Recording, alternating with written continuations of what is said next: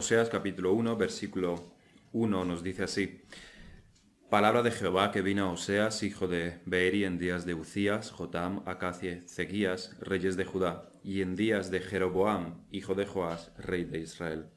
El principio de la palabra de Jehová por medio de Oseas. Dijo Jehová a Oseas: Ve, tómate una mujer fornicaria e hijos de fornicación, porque la tierra fornica, apartándose de Jehová.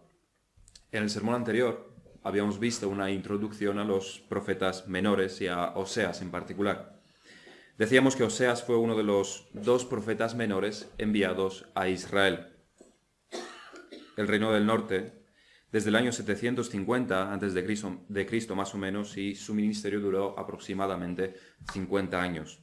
Decíamos que Oseas no fue el primero, en orden cronológico, no es el primero de los profetas menores, sino que, por ejemplo, Amós mismo comenzó su ministerio antes que Oseas, aunque fueron contemporáneos. Recordábamos también la situación de Israel. Aunque Oseas comienza su mensaje con severísimos juicios para la casa de Israel, su mensaje probablemente fue recibido como una broma y en tono de burla por los demás. Porque en los días de Jeroboam, cuando Oseas empieza a profetizar, el rey bajo quien Jeroboam, que era el rey de Israel, todo iba viento en popa para la nación de Israel. Le iba, de hecho, muchísimo mejor que a Judá, su hermana.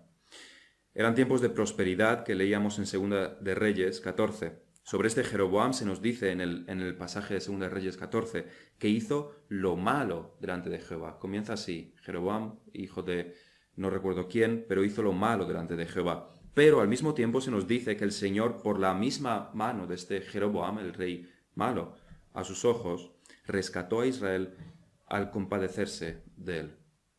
Así que eran épocas de prosperidad y alegría y de festejo y de culto a los ídolos. Y se presenta un profeta, Oseas, para advertirles sobre gravísimos juicios que Jehová traería sobre ellos. Y si algo nos enseña la historia y nuestra experiencia es que la prosperidad no es amiga del arrepentimiento en demasiadas ocasiones. Las riquezas, la comodidad, el bienestar, demasiadas veces funcionan como tapones para los oídos al escuchar el Evangelio. Rebajarme a admitir mis errores y arrepentirme humillándome delante de Dios, ahora que tengo de todo y mi corazón está lleno de alegría. Ese es el pensamiento de los hombres cuando estamos en tiempos de prosperidad. Y esto no significa que los ricos no puedan salvarse, significa que lo tienen imposible, pero tan imposible como todos los demás. Pero para lo que los hombres es imposible, para Dios es posible. Esto lo dice Cristo justamente en este contexto. Se mire por donde se mire, era difícil que Oseas fuera escuchado. Era una nación idólatra. Habían endurecido sus corazones a lo largo de muchísimas generaciones, casi desde el comienzo del reinado de Roboam a la muerte de Salomón. Y así siguieron. Decenas de años de ministrar Oseas, de traerles la palabra de Dios con sus advertencias severas, y no sirvieron para nada más que para condenarlos. Pero la palabra de Dios siempre obra. Dios no hace nada en vano. Todas sus obras tienen un propósito y sus propósitos nunca son anulados, ni por el hombre, ni tampoco por Satanás, ni por cualquier otra fuerza que exista. En parte, el propósito de Dios con respecto a Oseas fue no quedar ellos sin testimonio. Dios podría haberlos aniquilado en un segundo sin decir nada y habría sido totalmente justo. Ninguna injusticia se habría cometido. Pero mostró su misericordia hasta con una nación obstinada que no iba a arrepentirse, pero Dios muestra su misericordia. Igual que en el día de hoy muchos escuchan el Evangelio y no se arrepienten ni tampoco lo van a hacer, pero aún así Dios muestra su misericordia hacia ellos en que tienen el Evangelio predicado. Pero no va a durar esta situación eternamente. El día donde los hombres y las mujeres serán juzgados vendrá, igual que vino el día del juicio para la nación de Israel.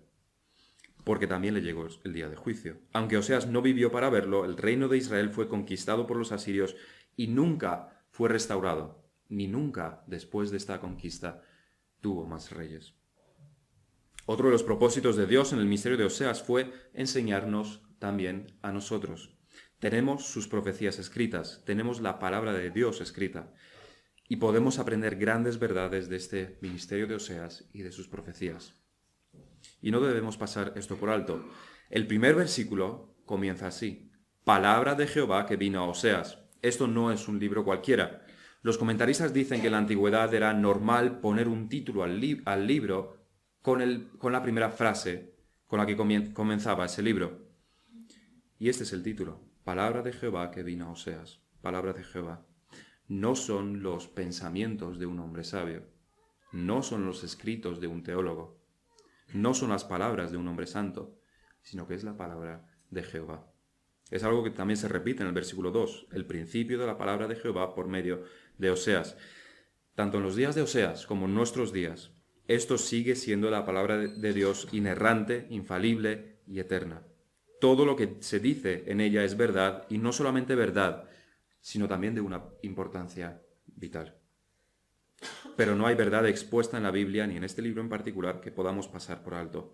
No hay verdad que podamos considerar meramente como una opinión, como una opción, como algo que podemos coger o no coger, dependiendo de lo bien o mal que nos venga. Toda verdad expuesta es una verdad que debemos creer.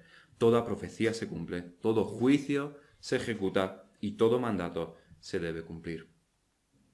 Palabra de Jehová que vino a Oseas. ¿Y qué es lo que se nos dice en estos primeros versículos? Vamos a estudiarlos en 2 puntos. El primero, la relación entre el adulterio y la idolatría. Porque lo primero que Dios le dice a Oseas es que vaya a tomar una mujer fornicaria por esposa, y no entenderemos absolutamente nada si no entendemos un concepto claro, si no tenemos un concepto claro del matrimonio, de la fidelidad, del adulterio y de su relación con la idolatría. Y en segundo lugar, en el segundo punto, estudiaremos el matrimonio de Oseas con esta mujer.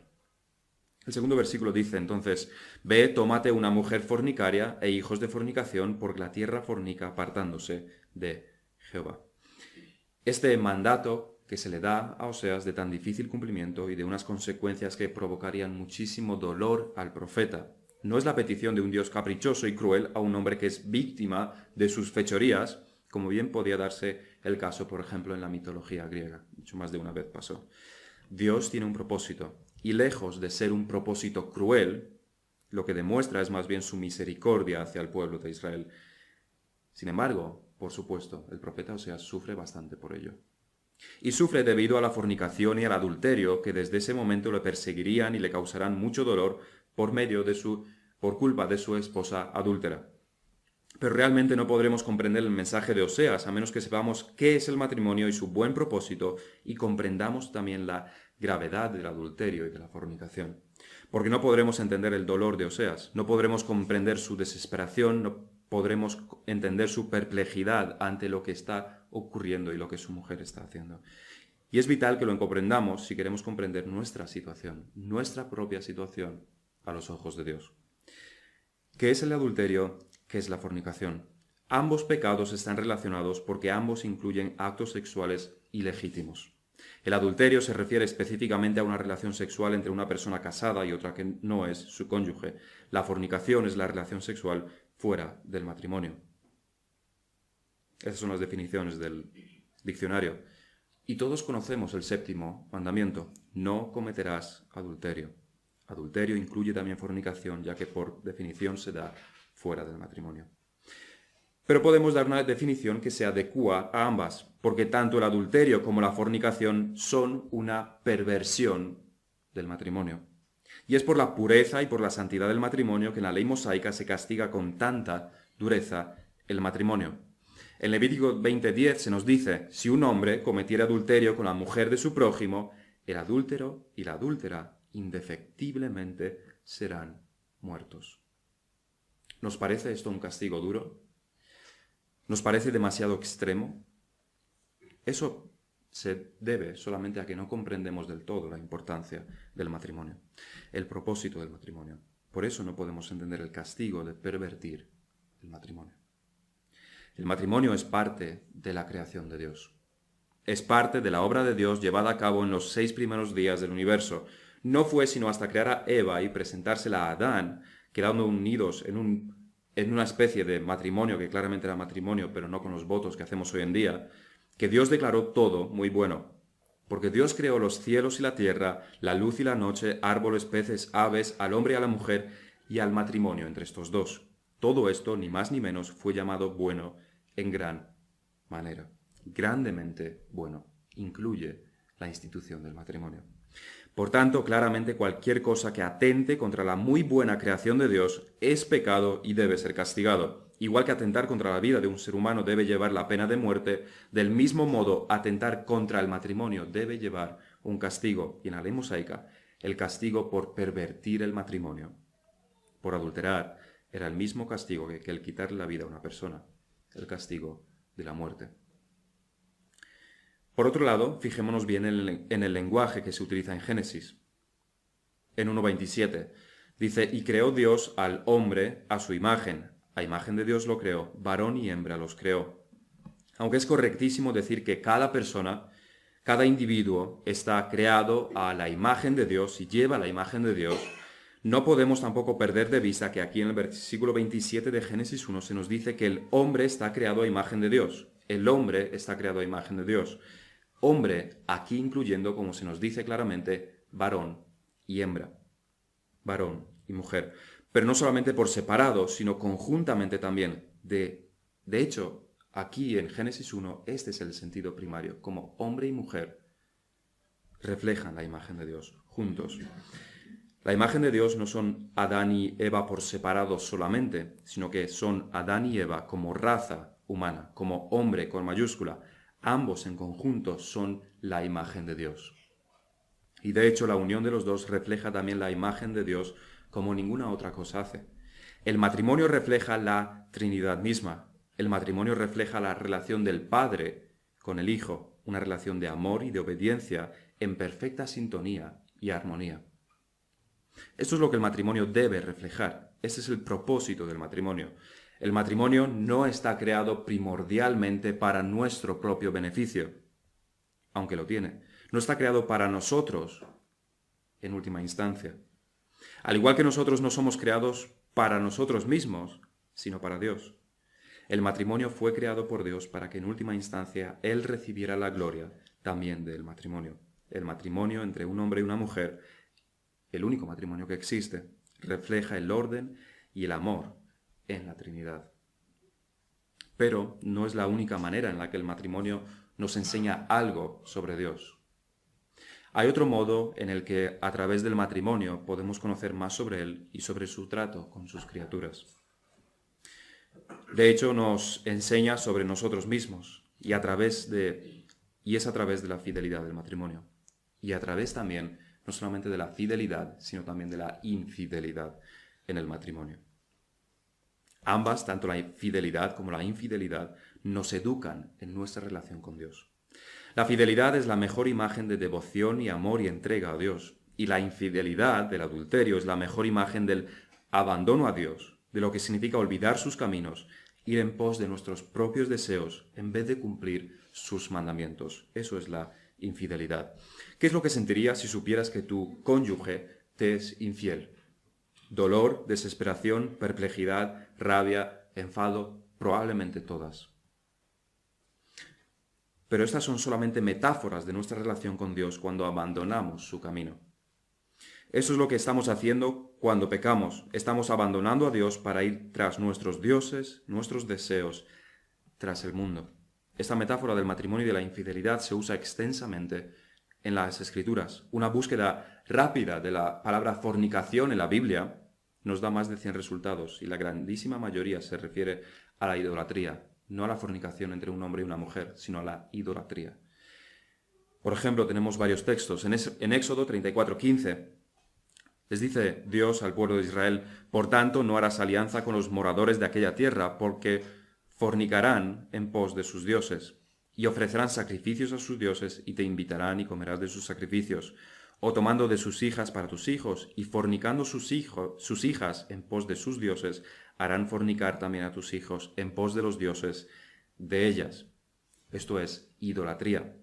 Deuteronomio 31:16, y Jehová dijo a Moisés, he aquí, tú vas a dormir con tus padres, y este pueblo se levantará y fornicará tras los dioses ajenos de la tierra a donde va para estar en medio de ella, y me dejará e invalidará mi pacto que he concertado con él.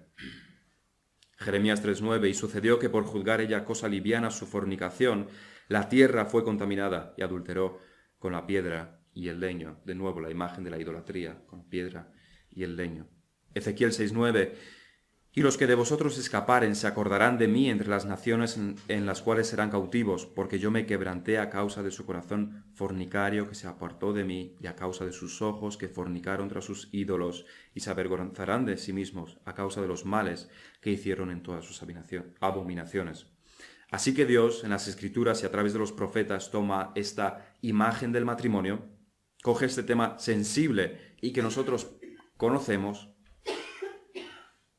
y lo conocemos porque si amamos a nuestro cónyuge y tenemos esos celos sanos, aborreceremos el adulterio y la fornicación. Y lo utiliza para describir con imágenes vivas nuestra situación delante de Él cuando estamos pecando. Porque cuando pecamos estamos adulterando y fornicando, cometiendo actos ilícitos lejos de aquel a quien debemos pertenecer en nuestra totalidad. Pero decíamos que no es que Dios simplemente utilice una imagen que nosotros podemos comprender, porque está cercana a nuestra experiencia, porque conocemos lo que son los celos, porque nos podemos imaginar el dolor y la angustia y el enfado. No solamente que Dios coge esto para enseñarnos algo, que también, sino que Dios lo ha creado específicamente para ello. Es decir, no es que primero existe el matrimonio en la naturaleza, así porque sí, y entonces Dios lo utiliza porque es una muy buena comparación. No es esto lo que ocurre, sino que Dios crea el matrimonio específicamente para esto. Dios crea el matrimonio específicamente para mostrar la relación de Dios con su pueblo. No es que Dios se aproveche de algo que está ahí inherentemente en la naturaleza, sino que el matrimonio existe para ser una imagen de la fidelidad de Dios y de la infidelidad también del ser humano. Y aunque en el Antiguo Testamento se habla en numerosas ocasiones de la fornicación para referirse a la idolatría de Israel, no son muchas las veces que Dios se presenta a sí mismo como marido de Israel. Aquí en Oseas es uno de los libros donde más claramente se muestra a Dios como el marido de Israel.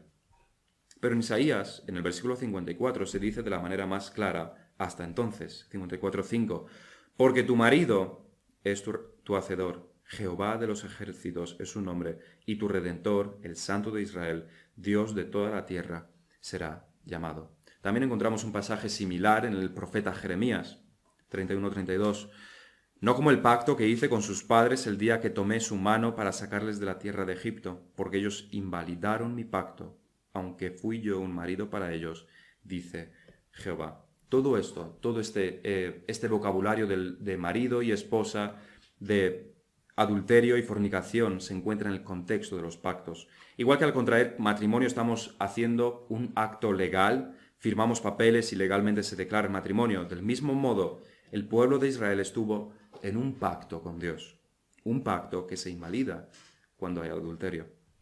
Pero si en el Antiguo Testamento se nos habla sobre Dios como marido de Israel, en el Nuevo Testamento es en el Nuevo Testamento donde se revela en realidad todo su esplendor. Apenas hay otra imagen que se utilice para la relación de Cristo con la Iglesia. Esposo y esposa.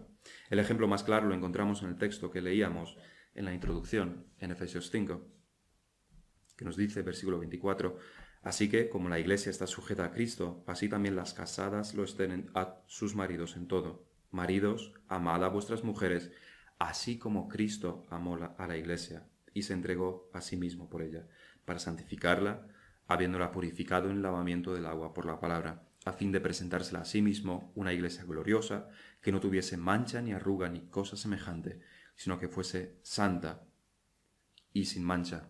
Y aquí nos está enseñando, no nos está diciendo que el amor de Cristo es como el amor del marido hacia su esposa, sino lo contrario. El amor del marido hacia su esposa debe ser como el amor de Cristo. Ese es el orden real.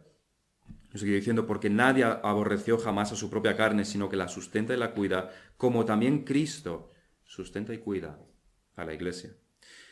En este pasaje Pablo sigue el orden de la creación. Nos enseña cómo debemos comportarnos en el matrimonio hacia nuestras esposas y maridos, tomando el ejemplo de cómo Cristo trata a la Iglesia y de cómo la Iglesia debería tratar a Cristo. Porque la Iglesia está sujeta a Cristo, las esposas entonces deben estarlo a sus maridos.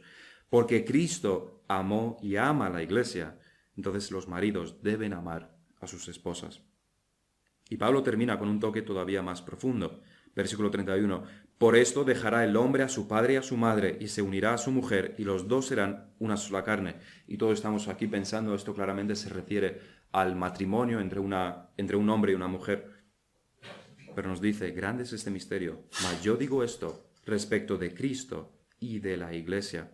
Lo que nos está diciendo es que esto que se nos dice en Génesis 2, de que el hombre dejará a su padre y a su madre, sobre esta unión del hombre con su mujer, donde está implícito ese dejar atrás lo demás, en realidad se refiere, es como una profecía, y se refiere a Cristo y a la Iglesia.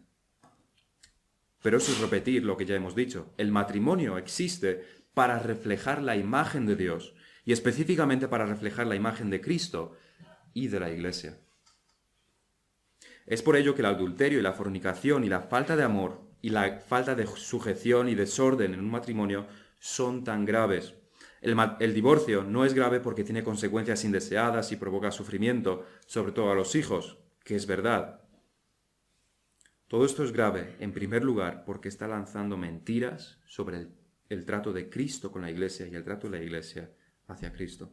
Cuando como maridos nos enfadamos con nuestras esposas y las castigamos con palabras simplemente para hacer daño como venganza, estamos mintiendo sobre lo que Cristo está haciendo con la Iglesia. Cuando las esposas mienten o engañan o esconden cosas de sus maridos para hacer algo sin su conocimiento, están mintiendo sobre la Iglesia. Y estas cosas son muy graves. Y no dudemos ni un instante de que Dios castigará, por supuesto, todos estos pecados. Todas estas mentiras que estamos lanzando sobre la relación de Cristo y su Iglesia. Esto es lo que debemos saber sobre el adulterio y la fornicación. Son símiles, comparaciones que Dios utiliza, que Él mismo ha creado para mostrarnos la gravedad de la idolatría, la gravedad del pecado. Porque podemos comprender el dolor y la desesperación y la rabia de la infidelidad en el matrimonio. Porque podemos entender esto, podemos comprender también mejor el pecado y podemos entender también el libro de Oseas. Así que veamos en nuestro segundo punto, el matrimonio infeliz de Oseas. Primeramente veamos las diferentes interpretaciones de este pasaje. Los comentaristas no están todos de acuerdo. Creo que nosotros, por defecto, lo leemos y decimos, sí, Dios manda a Oseas a casarse con una ramera, y qué difícil debe de haber sido esto. Pero los que fueron antes que nosotros y vivieron en otra época no lo tenían del todo claro, no lo tenían tan claro. Nosotros estamos acostumbrados a vivir en una cultura, en un mundo de relaciones lleno de relaciones ilícitas, de parejas de hecho y desecho, que no se casan pero viven juntos, a solteros, estamos acostumbrados a solteros y solteras que se acuestan con uno y con otro, y no nos parece tan escandaloso el asunto de Oseas. Nos parece difícil, nos parece duro lo que está haciendo, pero no imposible. Sin embargo, en épocas con más pudor, como fue la época de Lutero y Calvino, imaginarse esto era bastante difícil. Era una época más casta. La fornicación y la infidelidad eran considerados como las peores de las cosas y eran mal vistas absolutamente por todos. Eras severamente juzgado tanto moralmente por todos los demás como incluso por la ley misma si cometías adulterio. No ibas a jugar con ello como se juega hoy en día. De hecho, hoy en día pasa todo lo contrario. Así que por un lado, Calvino, por ejemplo, afirma que todo esto es solamente una visión profética que tiene Oseas, que esto no ocurrió en la realidad, sino que es una visión que Dios le da. Que este matrimonio no se produce en la realidad, sino que es una visión que él después debe exponer al pueblo de Israel para que entiendan su situación, pero no es real. La preocupación de Calvino es lícita, dice él. Si Oseas se hubiera casado con una prostituta, con una ramera, con una adúltera, ¿qué autoridad moral iba a tener él sobre el pueblo de Israel si su familia hubiera estado en tan gran desorden? Calvino lo extrapola al pastorado. ¿Cómo podría ser pastor alguien con una esposa que le es infiel en repetidísimas ocasiones y en el conocimiento de todos? Calvino no lo ve posible. Lutero, por su lado, afirma que la esposa de Oseas no fue adúltera en realidad, sino que lo que está planteando es más bien cómo sería de haber sido así. Es decir, que aunque Oseas sí estuvo casado con Gomer, en realidad ella no fue adúltera, sino que lo utiliza como un supuesto caso. Otros afirman que realmente Oseas se casó con Gomer, pero ella fue adúltera después de casarse con él, que no fornicó antes de ello, antes de casarse, sino solamente después. Esta interpretación puede tener sentido debido a que Dios le manda: ve, tómate una mujer fornicaria e hijos de fornicación. Y al igual que los hijos vinieron después del matrimonio, quizás también la mujer fornicaria lo fue después del matrimonio. La tercera interpretación es la que toma el texto en el sentido más puro. Si leemos el texto a secas, se nos dice que Dios le mandó casarse con una ramera, con una prostituta, con una fornicaria, y realmente no hay apenas posibilidad de pensar otra cosa. Es lo que dice el texto. Esa tercera interpretación es coger el texto crudo. Y creo que esta es la más acertada, porque no se nos da ningún indicio de que esto sea una visión. En los demás profetas se menciona explícitamente, prácticamente en todas las ocasiones, cuando una cosa es una visión y cuando no. Ocurre en Isaías, con Jeremías, con Ezequiel, con Daniel, con Juan, incluso en Apocalipsis, se menciona explícitamente que son visiones. Pero aquí no tenemos ninguna pista que nos permita llegar a la conclusión de que todo es solamente una visión. Además, si el matrimonio con Gomer no hubiera sido real, el libro perdería bastante fuerza. La predicación de Oseas perdería fuerza, ya que sería una visión, solamente una visión, en vez de algo real. Y la fuerza de las profecías de Oseas están en esto mismo, que su situación es real, que es una situación escandalosa, porque la situación deplorable de Israel es real. Y realmente el amor de Dios hacia su pueblo es escandaloso. Ahora bien, ¿por qué le mandaría Dios a Oseas a cometer este acto tan extremadamente doloroso para él? Es como pegarse un tiro en el pie. Porque sabía que su esposa le iba a ser infiel, Dios se lo dijo desde el mismísimo principio. ¿Cuál es la razón de este mandato? La respuesta está al final del versículo 2, porque la tierra fornica apartándose de Jehová. El matrimonio de Oseas iba a ser una representación real de la situación de Israel hacia Dios. ¿No os gusta lo que está haciendo esta mujer? Pues es lo que vosotros estáis haciendo. Eso les estaba diciendo Dios a través del ejemplo vivo de Oseas. Porque los israelitas habían olvidado a Dios hace tiempo. Su culto estaba mezclado y ofrecían sacrificios y adoración a los dioses de su alrededor. Era adulterio espiritual, idolatría, alejamiento de las leyes de Dios. Y eso que Dios les estaba bendiciendo en los tiempos de Jeroboam. Pero el nefasto matrimonio de Oseas no solamente representa la situación de Israel, representa también nuestra propia situación, porque las mismas aplicaciones de entonces las podemos aplicar ahora también. A nivel individual, primeramente, nosotros somos aquella ramera espiritual que abandonó a su marido para ir tras los ídolos de este mundo. Nosotros hemos abandonado el conocimiento de Dios, de nuestro Creador, para adorar a las criaturas, a nosotros mismos. Nosotros somos esa prostituta. Y sin embargo, hemos recibido el perdón por la sangre de Cristo. Hemos sido purificados y rescatados de esa vana manera de vivir. Pero nosotros somos esa prostituta. Aún así, cuando seguimos nuestros propios deseos en vez de los principios de Dios, después de ser rescatados, cuando olvidamos los mandamientos de Dios, cuando no queremos guiarnos por los principios de las Escrituras y de lo que estamos aprendiendo cada domingo, en lo referente a las aplicaciones, en todas estas situaciones estamos fornicando y no somos mejores que la adúltera mujer de Oseas. De hecho, somos mucho peores, porque el pecado es contra Dios y no contra un hombre solamente. Pero esta infidelidad también puede ocurrir a nivel de iglesia. Vemos cómo se aceptan dentro de la iglesia todas las nuevas modas y todas las corrientes de pensamiento.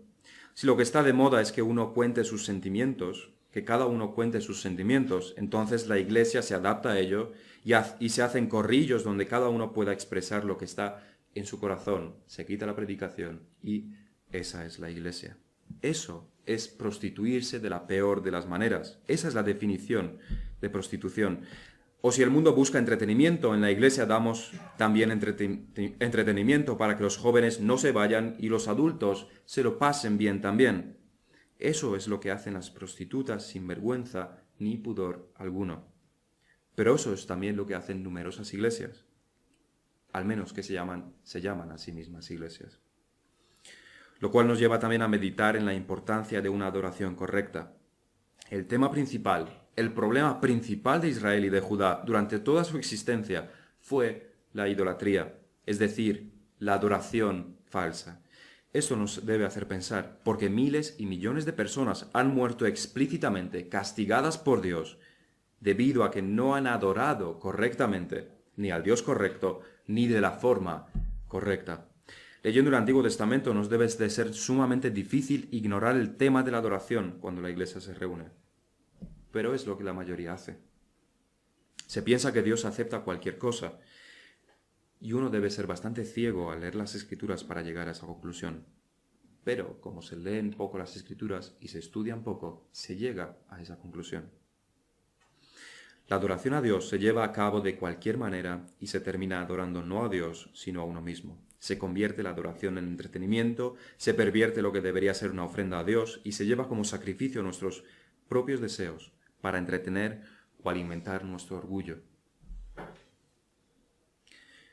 Y dirán, pero si nos reunimos para adorar al Dios de la Biblia y a Cristo, es lo que dicen la mayoría de iglesias. Y sí podemos decir que su intención no es adorar a Satanás, su intención no es adorar a Moloch, ni tampoco a Zeus, ni tampoco a Buda, pero su situación es como la del marido que le dice a su esposa que no la ha engañado porque solamente ha besado y tocado a otras mujeres, pero no se ha acostado con ellas. Esta es la situación de muchísimas iglesias. Y para concluir, volvemos de nuevo a nuestra situación particular. Aunque es fundamental y es irreemplazable la adoración de Dios, la adoración a Dios en la iglesia, cuando nos reunimos en el día del Señor, la congregación entera, no es en la iglesia donde rendimos toda la adoración a nuestro Dios. Adoramos a Dios cada uno de los días de la semana. Servimos a Dios cada segundo y cada minuto de nuestras vidas. La adoración de los domingos sirve para recalibrar nuestra adoración diaria, no para ser un sustituto de nuestra adoración diaria. En todo debemos vivir, como decía Calvino, en la presencia de Dios. Coram Deo. Todo lo que hacemos lo debemos hacer como para el Señor. Si no lo hacemos para Él, lo estamos haciendo para Satanás. Y ese vivir para Dios no significa que estemos orando y leyendo la Biblia el día entero, sino que significa que cumplamos nuestras responsabilidades. Esta vida agradable a Dios comienza siempre con fe y arrepentimiento. Comienza reconociendo que nosotros somos aquella prostituta que le fue infiel a su marido, a Dios, y que merecemos el mismo castigo de la ley, la muerte por esta infidelidad. Merecemos la muerte como adúlteros. Comienza reconociendo nuestra situación, humillándonos delante de Dios. Y después de este arrepentimiento le sigue la fe. La fe en que nuestro Señor Jesucristo ha llevado nuestros pecados, nuestros adulterios espirituales, nuestras fornicaciones en la cruz, pagando por todo y justificándonos delante de Él para siempre. Arrepentimiento y fe. Vamos a terminar la oración.